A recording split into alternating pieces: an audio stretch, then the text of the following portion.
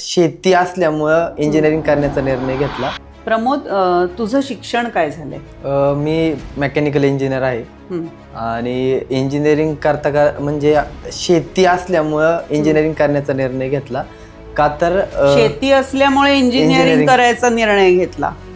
कारण याच्यात सर्वात महत्वाचं म्हणजे की शेतीचा बाळकडू आम्हाला लहानपणापासूनच मिळाला.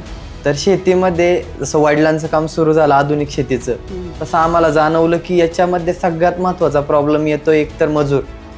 शेती म्हणलं की आता कामाला कोणीच तयार होत नाहीये आणि भविष्यातही शेतीला काम करायला माणसं भेटणार नाही. कारण आता बाकीच्या सगळ्या गोष्टी फ्री असताना मजुराला शेती नकोच, म्हणजे काम नकोच आहे शेती. बरोबर.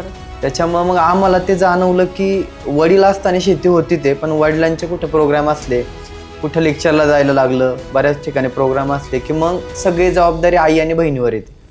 आणि ती जबाबदारी आली की जी छोटी कामं आहे ती होतात, पण जी जड कामं आहे म्हणजे कुठं माती उकरायची झाली, बेड बनवायचे झाले, गाईसाठी चारा आणायचा झाला, त्याच्यानंतर छोटे छोटे जे प्रॉब्लेम असले, मोटर वगैरे चालू करणे, कधी काय प्रॉब्लेम आला तर यासाठी मजूर लागत होता.